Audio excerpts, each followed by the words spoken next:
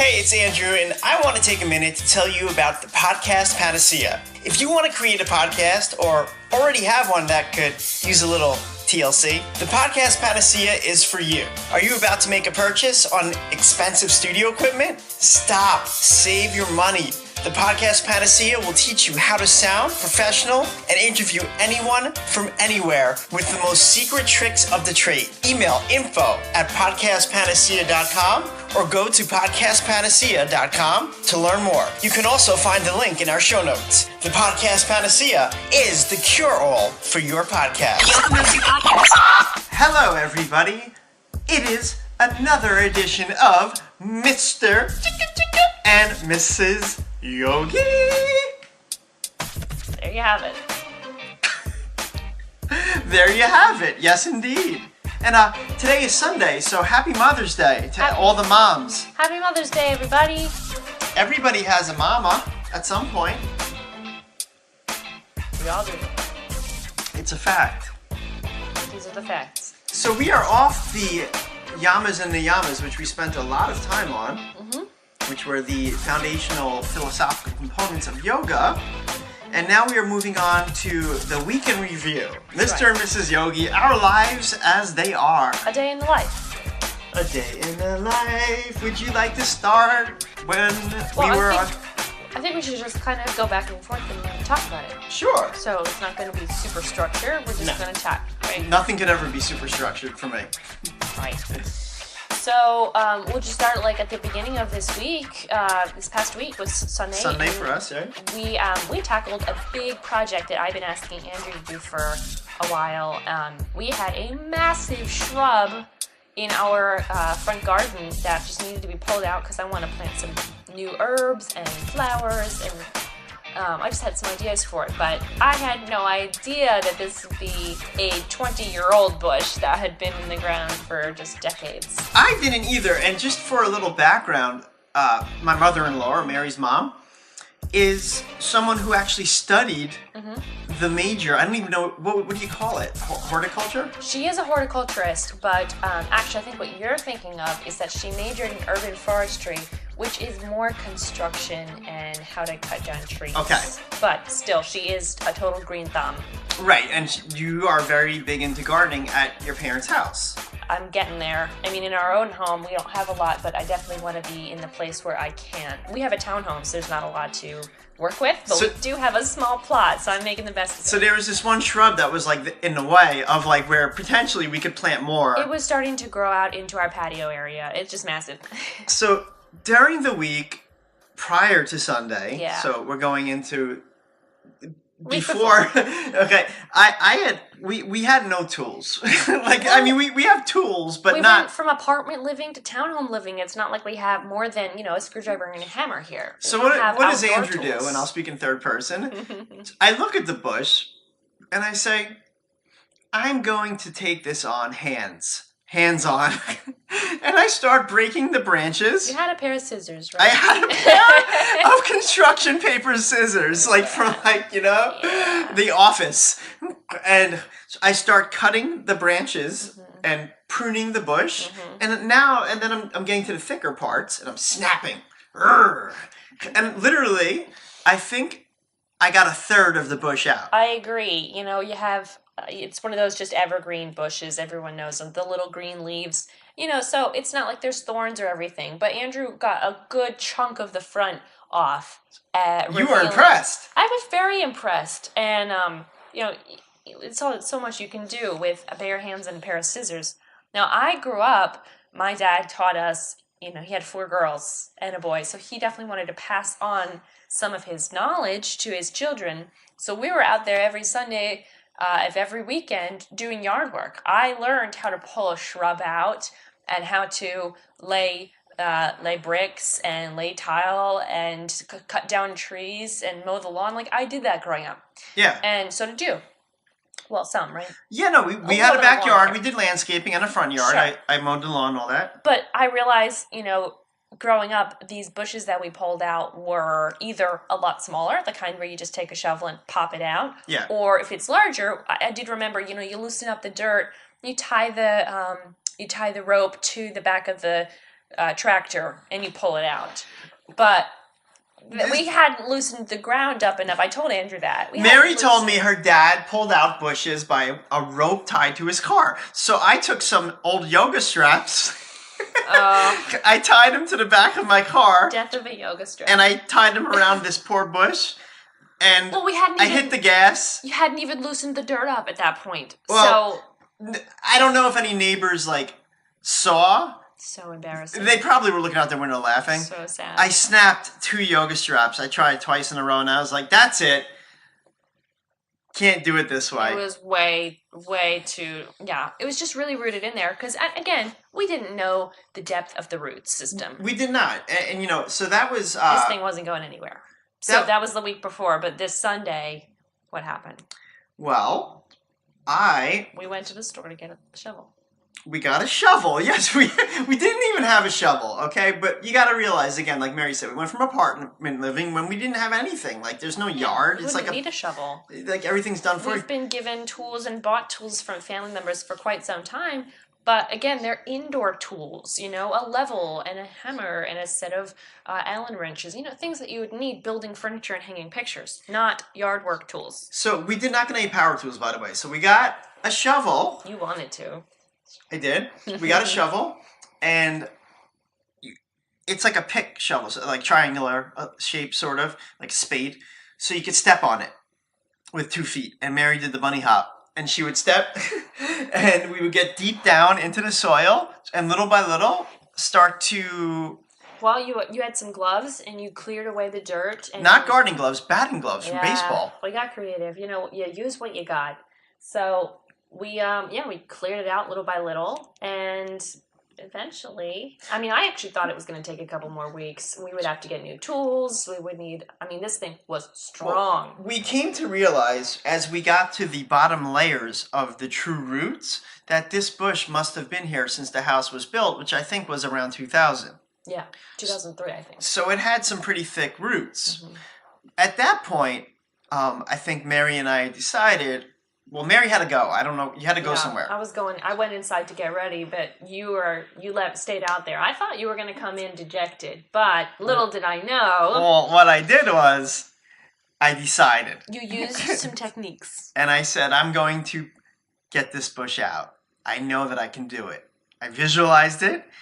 And I fought with the bush for about 40 minutes. I heard some yelling. I yelled. Screams from inside. You're coming with me. You're going out. Today's the day you're going out. I started really having conversations with it. Yeah, that's when the neighbors started. But truth be told, I did use the shovel. I got underneath and I used all my body weight to sit on the shovel. And the roots started to come up. And keep in mind, we also chopped up the roots. I pulled them out with my hands, Also, let's keep in mind that Andrew is not as heavy as he used to be. Well, no. I was very heavy at one point. Now I'm normal. So you're a small man, and this is saying a lot. You sat on that thing, you pried it out. It took a lot. Well, when Mary came out, I was holding the bush in my hands, roots hanging out. And I said, Mary, I ripped the bush out. I was shocked. I came out, all pretty and clean and looked ready to go. And he's standing there with the bush. And my jaw literally dropped, which has never happened in my life. And it finally happened. I was so happy. I just oh, you did it! How did you do it? And it was a really prideful moment for me. I was very proud of my husband. Can I just say how good it felt too to rip a bush out of Again, respect for nature, respect for all that, but we wanted to get this particular shrub out of the ground. This wasn't a friendly shrub. So it wasn't like we were defacing the earth, but to rip it out with my bare hands and a shovel, it felt amazing because at that point, it was like a marathon. So there was the point in time where my heart's beating so fast and I'm sweating bullets and I'm huffing and puffing. Yeah. And I mentally have to say, am I going to stop? Or am I going to look at that bush and be like, nah, this is going to happen. Yeah. And then it happened. So it was a very, it was a relief when it came out. It felt so good. Yeah. And we learned the next day that the yard waste does not take full shrubs. Well, okay, so keep in mind we don't have power tools, so we don't have a hedge trimmer or a chainsaw where we could have just cut the branches and put it nicely in our yard waste. The city gives us like one for the garbage, one for yard waste bin. And so I was like, I am not breaking up these branches. So Mary's like, just put the whole bush. No, we stuck it on the curb first and they didn't take it. It was after that we decided to put it into the trash can. Now that it's empty. Yeah, they looked at the bush. And didn't take it. And they were like, So apparently it has to be in the bin. I asked Andrew if we could, because he wanted to start ripping off little pieces of it and put it into the can. I said, this looks to be about the same size as the can. Why don't we just toss it in there? So we had it in the bin, and it rains a lot during the week. Yeah. So it started to shrivel up. Yeah. Well, what happened was after the rain, it got dry because then it got really hot. It's really very hot today. Yeah. And the bush got shriveled, and we were able to stuff it into. Yep. So the lid is now closed, waiting for the trash people. Little did they know. I will be looking out the door tomorrow saying, you will take it. Well, you know what my dad used to do? What? He used to stand with his arms crossed at the bottom of the driveway and watch. I'm going to do it. Because it puts a little pressure on them, and if they didn't take it, then he would give them a 20. And really? They would take it. It's in the bin. They are taking I will show them the video of me holding the bush. Yeah. Because if you want to see what we're talking about for a visual, go to our Instagram at TheYogaMovesYouPodcast or at Mr. and Mrs. Yogi, and you'll see me holding the bush where you can, actually... It's about the size of Andrew, and it's massive. And I'm holding it up, and I'm like, Andrew 1, bush 0. Keep in mind that actually is only 2/3 of the bush. The other third was in the trash at that point. Because I ripped it with my hands. All right, and then that night, moving on, we went to Cheesecake Factory for a date night, and we used a gift card from your mom. Yes. It was such a nice time, and she's so thoughtful to send that. Yes. Shout out to Barbara. Yeah, happy Mother's Day to my mom and to your mom and to all of your sisters with children, right? And my sister-in-law, Mercedes, all the moms. I mean, we could sit here all day and talk to all the moms we know. We were specifically talking about your mom. Yes. Who sent us the gift card. She did. And that brought us to go to the Cheesecake Factory, where we thought up a brilliant idea over drinks. We did. It is coming soon. It is retail for you guys to buy. It is not overpriced. It is reasonably priced, or will be. The idea is so good. Do we want to tell them? We might want to make it a surprise. We might let you guys wait for it. I think we should. We're gonna make you wait. We're gonna make you wait because I am still working with the artist to get this completed. But we're really excited about it, and I think it's going to be fantastic. It's such a good idea that we want to trademark it, so I don't think we want to put it out to everyone because someone might steal it. Yeah, definitely. But we thought of an idea to make shirts with. And other items. But basically the idea is an artistic concept, and it does have to do with yoga. Yes. And a little bit about us and our life. So we're excited, guys, and it's not going to be weird, but it will be fun, and I think it'll make you all laugh. Yes. So coming soon, stay tuned because we're on it. We want to bring you guys something because it's not all about us. Well, moving to the next day, I had a doctor's appointment. That's right. Nothing out of the norm. I go every 3 months. Healthy as a horse. Right, to check with my doctor. I've been seeing her forever, for 10 years, same doctor. And everything looks still good. Still healthy. I'm alive. Monday was a bit of a throwaway for me. I just went to work. Yeah. Uneventful. Let's move on. Anytime I go to the doctor and it's uneventful, that's good. That's the best kind. No one has any news. Yeah, so Tuesday, for me, I taught yoga at the gym, and that was fun. And then I started doing something for the podcast, for the TheYogaMovesYouPodcast. I started pulling clips of old shows. So again, if you're on Instagram, you could find where these exist, or we do have another show that we do in secret where it's just little clips of the show. If you type in Diamonds of Dialogue on any of the podcast platforms, iTunes, Spotify, the same thing that we're on. It's like the greatest hits. Yeah, it's the highlight clips of our show. So Diamonds of Dialogue from the Yoga Moves You podcast, you'll find it, okay? We've never promoted it, but now I guess we are because... It's grown. Yes, it has. And if you have the Amazon speech, you could... The flash briefings There's some sort of... On Alexa Skills. Skills, that's We're right. on Alexa Skills as a flash briefing, so there's people that actually use us as one of the things they wake up to every day. So it's like, Alexa, give me my flash briefing. So it's like, maybe it could be a news brief, and then like our little clip of the show. Inspirational quote. It's pretty amazing. Yeah, so we're on there as Diamonds of Dialogue as well. So the point being is that I started pulling clips to look back, starting all the way from episode 1. We have 77 episodes after this one out, and we decided that we're going to end season 1, and season 2 will start June 21st on the summer solstice, which is a big day for yogis, and it's also International Yoga Day. Woo! So season 2 is coming up, but we're still going to continue cranking out episodes because that's what we do all the way up until season 2. Tuesday was big for me too because during my lunch break, I zipped on over to Matthew's and met my mom at Pike Nursery, where we picked out plants. First plants I've ever really bought because I'm not a green thumb, but I'm hoping to get there. And with our new home and everything, I read about a lot of things that are going to help increase energy, and they just make you happier, and it's a way to give back and grow and all that stuff. So I want to have some house plants, and I also want to get some plants for our new garden area. Yeah. My mom helped me. She's just incredible. And we picked out, I don't want to say how much money it cost, but we got a lot of plants. And I'm so excited. We have plenty of house plants that I'm trying to take care of. If I can just keep them alive, that will be such a milestone for me. I'm sure we will keep them alive. We are fortunate to have sun on both sides of the house. Yeah. We and a lot of natural light inside, but I think it's going to be really healthy. It was so much fun to go shopping with my mom and get some great new plants for us. I think our new patio area is just going to look gorgeous for this summer. And while Mrs. Greenfilm was outside, I was doing production for my company, which I will gladly promote. If you ever want to start a podcast or you have one and need help with it, LinkedIn, certified me as an industry expert. Podcastpanacea.com. I was doing production for one of my clients, Alicia Oxy, who has the podcast That One Audition. So that's what I was doing. I was putting some of her pieces together. Right. As an expert. Every Tuesday night, as you may or may not know, I have Sewing with Mom. And there's a song that goes with it. Do you want to sing it? Sewing with Mom. Do-do-do-do-do-do. Sewing with Mom.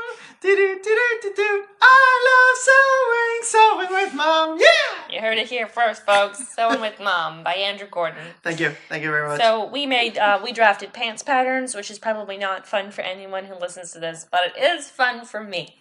And they failed very miserably. We just decided to skip the pants and do beach cover-ups instead.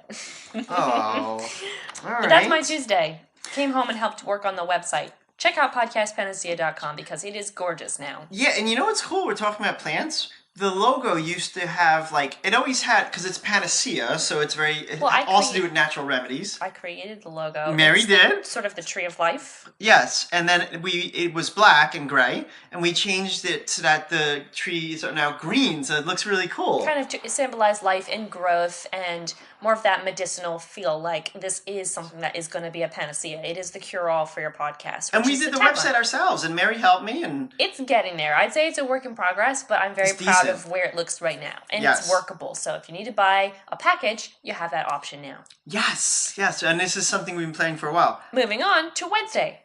Yes. I taught yoga again. I had lunch with my sister-in-law, Laura. Okay. It was really, really nice because she lives in Indian Trail, which is kind of far away from us, and I don't get to spend a lot of time with her. She has 2 kids, so beautiful, but we all know that 2 kids can be a handful. And so it was just really wonderful to have that little bit of time to spend with her. And we made a play date to go shopping together, which we'll talk about at the end of the podcast because it was today. Yes, and also, that same day, I found out about a scam that I reported to the FBI. Mm-hmm. So I'm going to try and say this in as brief of a way as possible. I received on LinkedIn a message that said, job. The title was just job. I was like, okay, I'll read it. And it was from a man by the name of Takahiro Yamamoto. Mm-hmm. So this Japanese man. And it said, the gist of it was, from this company, which was Heian Electronics, I'm going to say the name because I'm putting it right out there, and Heian Electricity or something, and we do business with people in North America and US and Canada, and it takes so long for our checks to clear from North America, so we want to find an agent for collections. Yeah, to collect from our North American clients, so that I guess the clients, my rationale was like, okay, I guess that makes sense because the clients wouldn't have to pay the fee anymore. Right. They would absorb the fee and everything would be done faster. And they wouldn't have to wait like 4 weeks or 5 weeks or even longer to get the check cashed, because that's how it is. Even in Canada, sending a check to Canada takes 3 weeks to cash it. Right. You know, because it gets stuck over the border and like the currency and everything. So if they were able to, North American companies pay in the US dollar to another company that's using the US dollar, it's right away, there's no delay or anything, then their side of the business is done. And then the Japanese company, assumedly, would get the money from you eventually. So I'm like, okay, I'll listen to what he's got to say, right? So I write back, I'm like, yeah, okay, well, give me the details. So we're going to pay you a $4,000 a month stipend plus 7% of the $5,500,000 and something dollars that we're looking to collect. Whatever you get 7% out of that plus your $4,000. Well, 7% of whatever you can collect. And we thought, okay, if there's past due accounts, it's like whatever you can collect. Mm-hmm. So maybe you set up a payment plan, you can only get so much money. But even if, and so we were doing all these calculations, wow, we would be really, really rich. We're making well over $50,000 a year. I mean, just doing this alone, and it only takes an hour or two a day, he said. Right. Work from home. If the words too good to be true could ever be used, it was this case. But we did vet it, okay? And I really did keep an eye on what was going on. The next step was the guy who turned out to be supposed guy, sent over a letter of, what do we call that? Not a memorandum. A memorandum of agreement or something like that, okay? Not a contract, but something similar to a contract. No, that's not right. It was just basically an agreement, but it wasn't legally binding per se. Right. And it just said, you're going to do this for us and we're going to pay you this, that. And I was like, okay, whatever, that's cool. But he also disappeared off LinkedIn. Yeah. In the time for him to send over that memorandum, in the days that passed, I noticed that the guy, when I checked the message to kind of like look back at it, his profile was off LinkedIn. So I was like, I don't know, am I being paranoid or is that weird? Because I got to check myself on that. I always tell Andrew he's being paranoid, but he wasn't. And this is while we were in Miami. The week before. We were about to leave, yeah. So then we went to Miami, and during that trip, you did some research. Yes.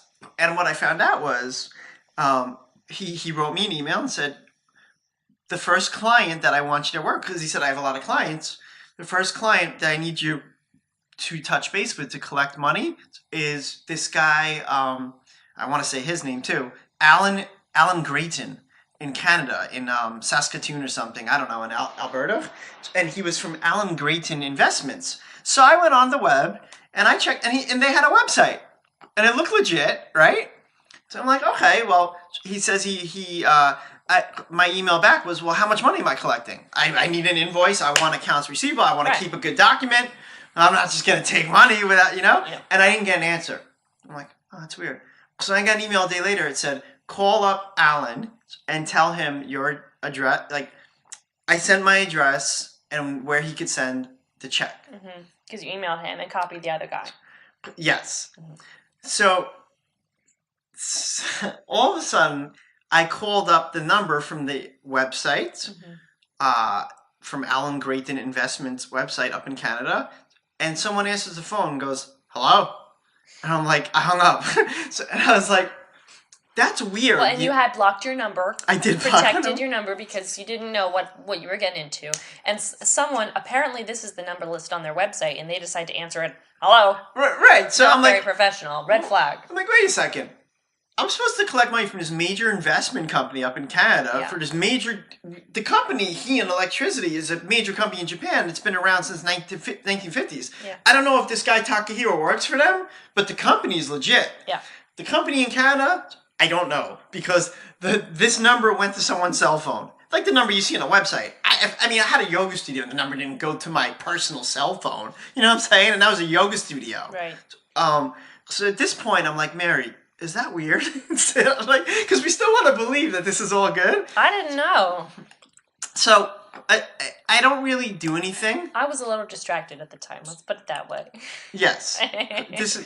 Mary was distracted with eggs. Egg donation. And I finally decide to write to them before we flew back from Miami to Charlotte.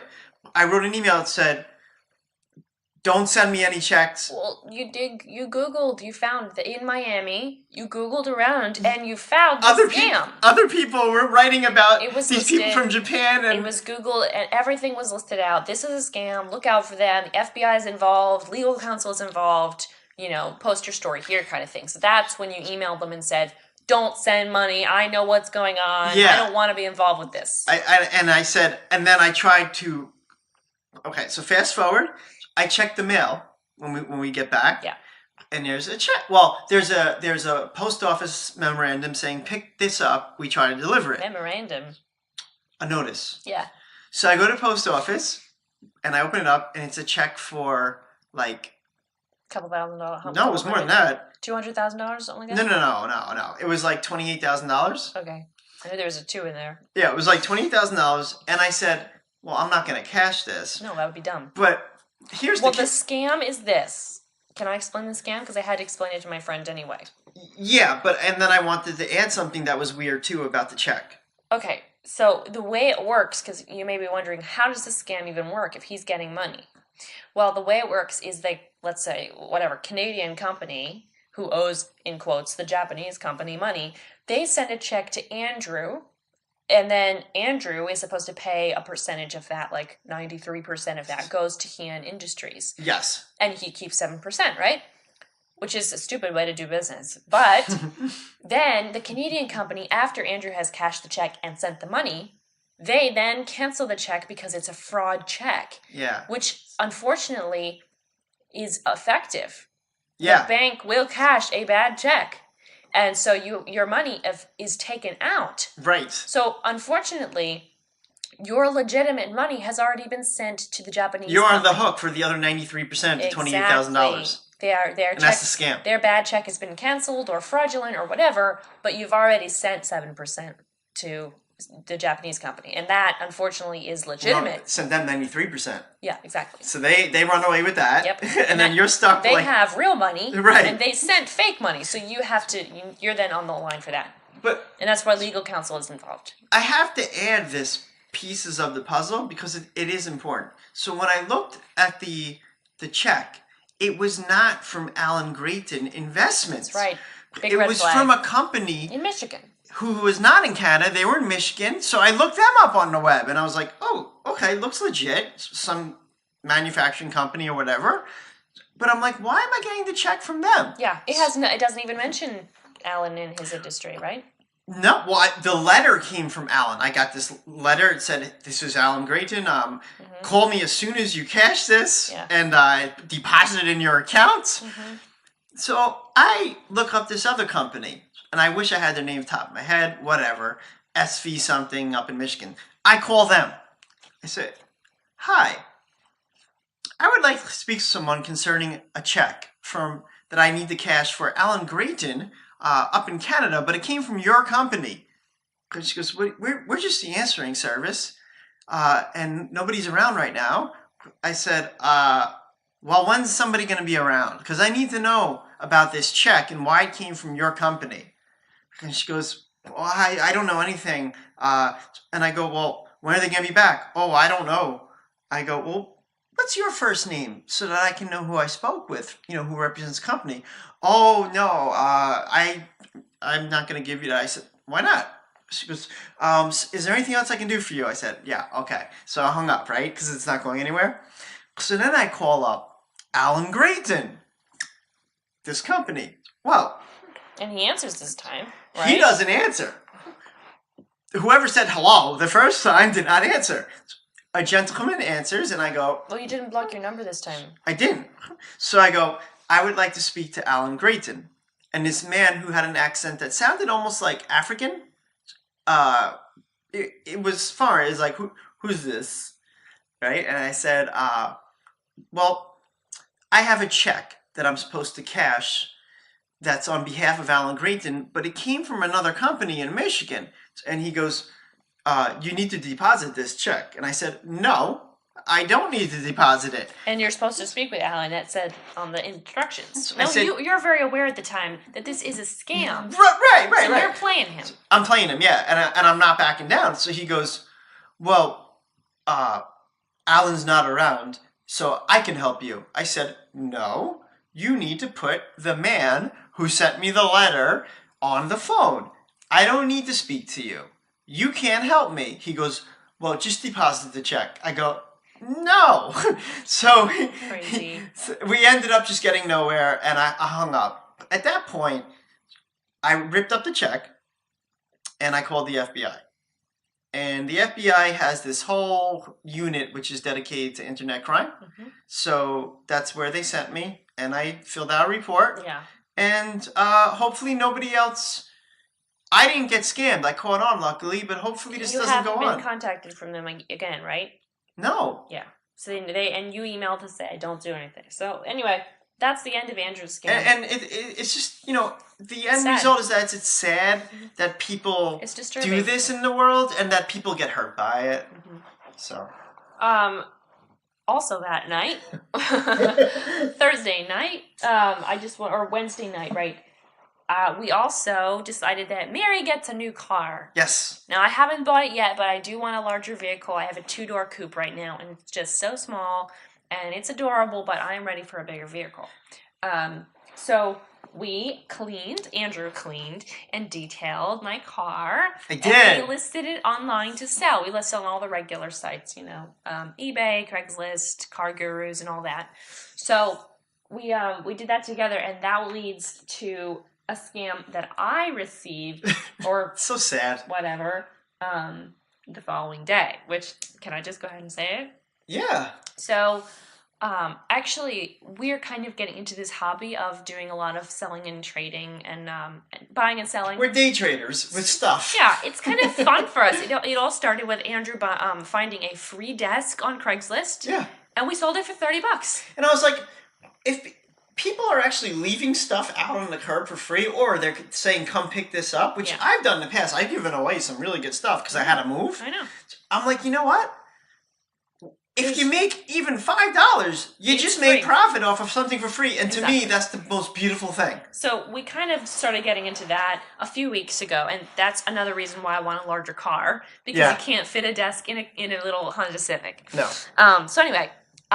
another item that I decided to sell at the same time as I list my car is this antique Wyman coffee table that I purchased for a very, very low amount on Craigslist. Yeah. And I know I can get a couple $100 more than I paid. So I list that as well. I get 2 responses within a day or two. One is for my car. Hey, can I email you? I say, sure, go ahead and email me. And they put this long email. I'm a woman in the Navy, and I'm Sergeant so-and-so, and I'm not gonna read the whole email because it was so long. But she goes on and on about how she wants to purchase this car for her brother, but she's overseas, of course, and she'd like to have someone come and see it, and then she would wire the money over. And then how, she really wants this to be a surprise for him. Course. She's going on, and I'm just trying. I read it to Andrew. We both identify it immediately as a scam because I work for an IT company and I can recognize the signs of a bad email. Typos. The language actually changed a couple times between being a him or a her.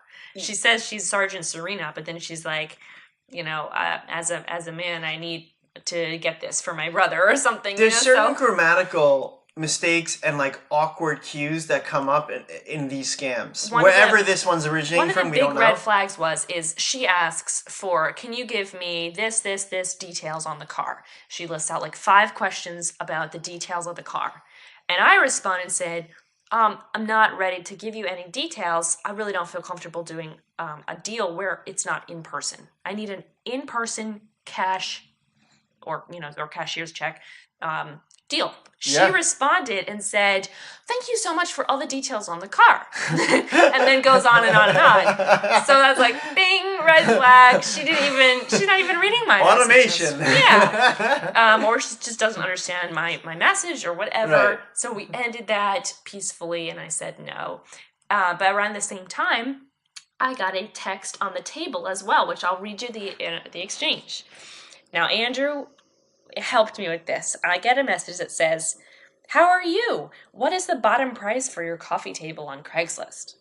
And I respond, "I'd like to hear your offer. I got it appraised for between $500 and $600, but I would go lower if I got a decent offer. What were you thinking?"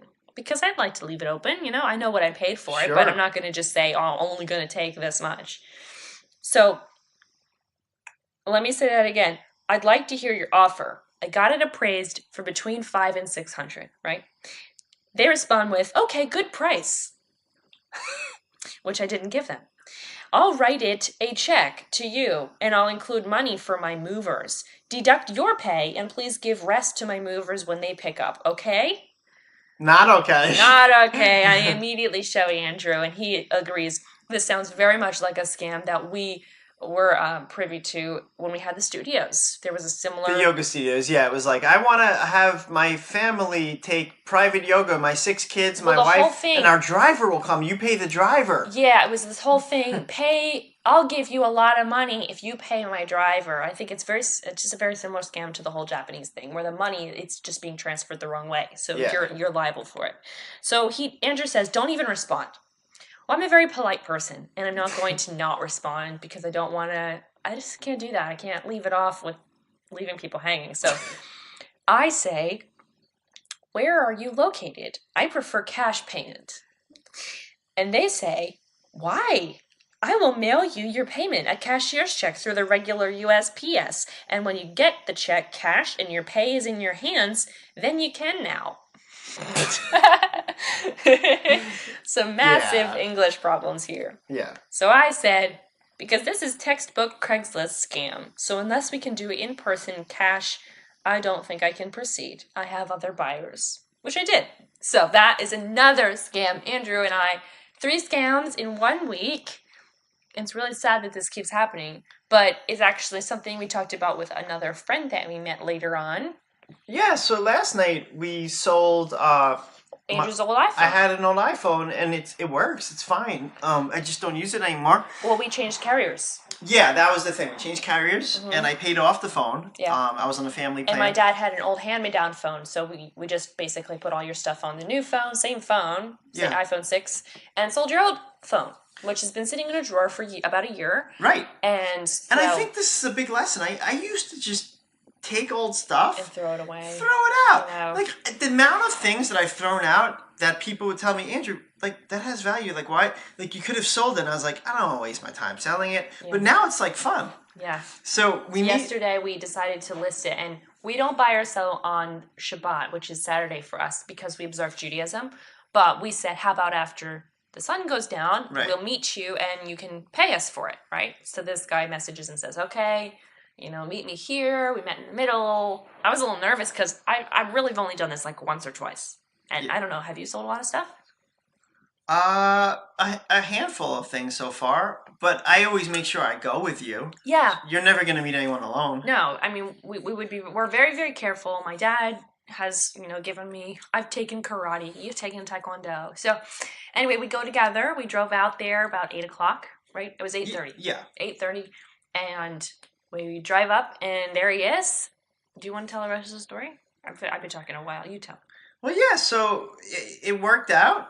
The gentleman tested the phone, and thankfully, everything, we were like, "Hey, we're not trying to scam you, so if you find anything, let us know." I didn't want to walk away, because to be honest, we have sold this phone before, and the buyer was very upset because we mistakenly thought it was unlocked. I didn't really know what that meant, it turned out. It turns out if it's with a carrier, then it is locked with that carrier. Yeah. So that guy got really upset and had to return it. So I made sure, okay, new guy that's buying this phone, please make sure you're okay with this because I don't want to take it back and try to sell it again. Yeah. So we stayed in the parking lot. We're all three standing there in between our cars, and it turns out this guy had worked for Apple, so he was very knowledgeable about. He knew a lot, and which is probably why he was buying it. Probably wanted to fix it up and sell it. And sell it for more, which is fine. That's a great profession to have.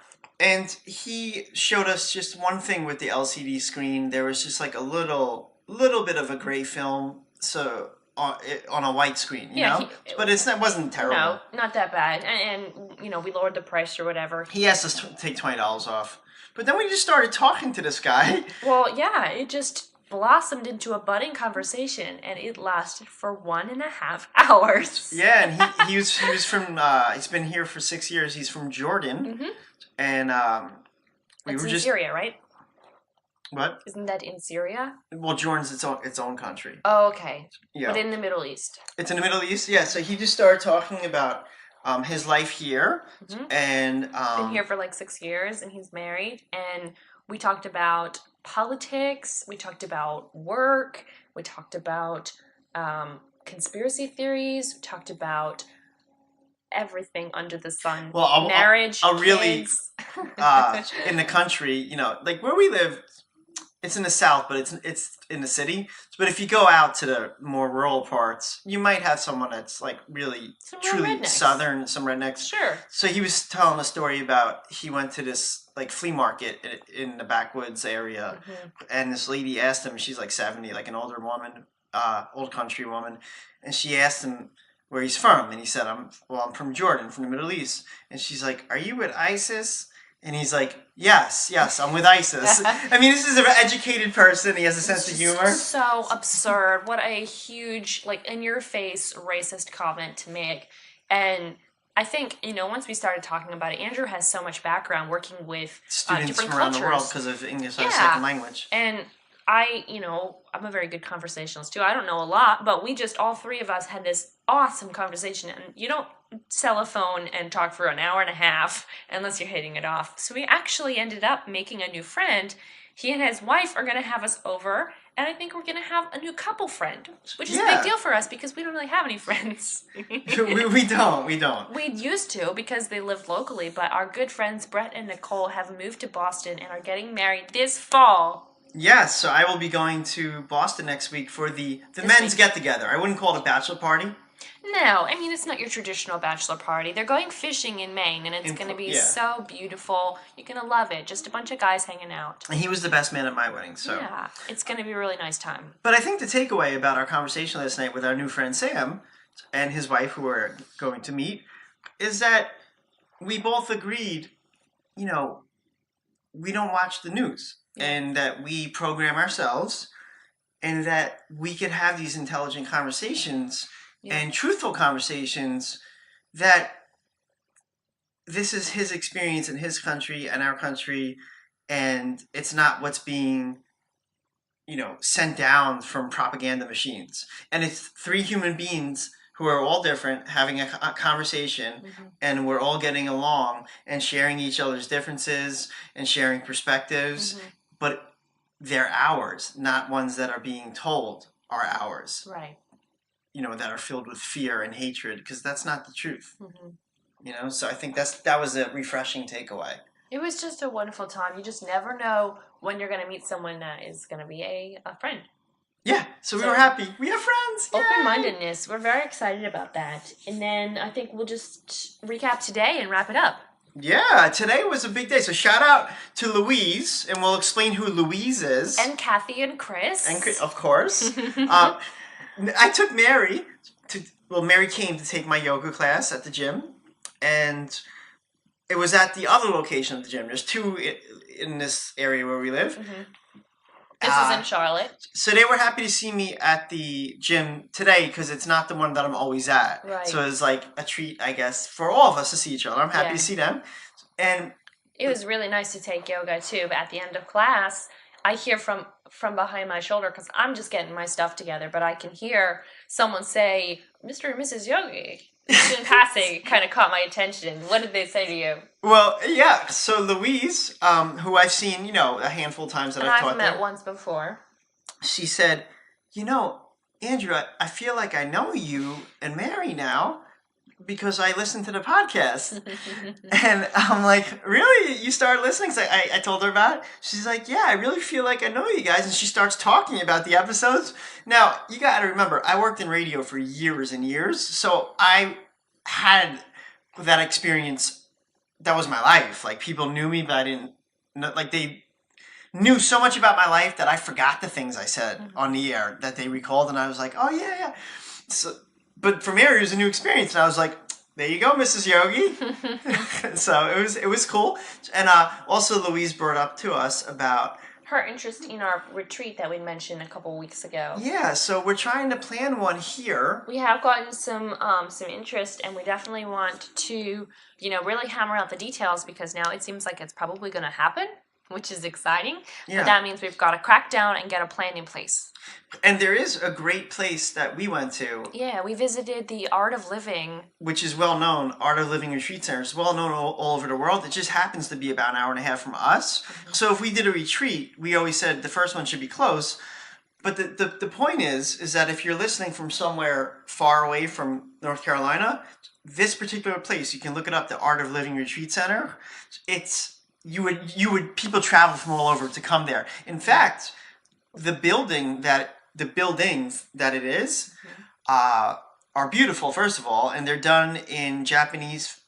They're done in India's version of Feng Shui, and I forget the name that it's called. Either, but it's so gorgeous. You just take pictures of everything. You can see all the way. You feel it too. You can see all the way to Charlotte from the edge of that balcony that we were on. You can, and another interesting tidbit about it: the buildings and the land that it's on were the original North American headquarters for the Transcendental Meditation movement. So, practice. It's built beautifully. They have an incredible Ayurvedic chef on yes, staff. Yeah. So all the food is cooked to be Ayurvedically appropriate, and I think it's all vegan because So we need to know that there's interest. Now we know we have some local interest. Yeah. So stay tuned, because we've got really big ideas coming up. And yes, we do. Details coming soon as well. We'll put them on the website. All in the show notes. Yep. I think we wanted to mention as well that this weekend was also spent clearing out a lot of old yoga stuff. Yes. Our 2 studios from the past 3 years were beautifully built and well stocked, but because we chose to close them, we are stuck with a lot of inventory. Yes. We had retail, mats, blocks, straps, everything you can think of for sandbags. Even the sandbags, blankets, bolsters. These are quality items. Infrared heaters. These are quality items that we stocked our studios with, and now they just sit in our attic. So we pulled everything out. It was quite a project, but we've listed it out, and it is for sale. We're going to put links in the show notes, right? Yeah, because the whole lot of stuff is on eBay. Yes. But I think if you have an offer for anything individual, because we literally listed out everything, actual value of it, and then what we're selling it for. We're selling it for less. I would love for people to buy it as a lot, because it's honestly a yoga studio on the go. And we'll ship it to wherever you are. We're just going to add in, I think we just said we'll max out at $200 shipping costs. Yeah, and anything beyond that, we will just cover. Yeah. Because it's valued at over $3,000, well over $3,000. Yeah. We Googled every single item, but we want to just sell it for $2,000. I think our value is $2,100, but we would gladly just take $2,000. Just to get rid of this stuff. And if there are items, there's like 10 mats, there's well over 30 blocks, there's I think 24 or 25 straps. So there's things that people probably want, and I think if we couldn't sell it as a lot, we would just like to sell each thing individually. Look, a lot of you practice yoga that listen or you teach, so whether you have a studio or not, if you have a studio, this would be great for you. Yeah. But even if you have a home practice, there's so many things that we have that can help you. Yeah, we may have 5 bolsters, but maybe you only need 1 because you work upstairs and you want to make sure that your studio is equipped for yourself. Or and even if maybe you teach out of your home, maybe you have a home studio. This is perfect for you. Yeah. So we'll put that link to our eBay sale. And contact us directly if you're interested in specific items. Craigslist does put a limit on the pictures you can put in. So we have pictures of every single item, detailed descriptions, and close-up pictures. So we are willing to talk about it. We'll make a deal. Yes, and we love feedback. So send us an email at TheYogaMovesYouPodcast @gmail.com. And follow us on Instagram. Yes, at Mr. and Mrs. Yogi. And we'll put the links in the show notes. We love feedback, and we would love for you to let us know what you think about the show and what you want to hear in future episodes as we continue. It's going to be great. So have a good rest of your weekend. Happy Mother's Day to all the moms and the moms of moms and moms. All the moms. All the moms. And we will talk to you next week. Yes. Bye-bye.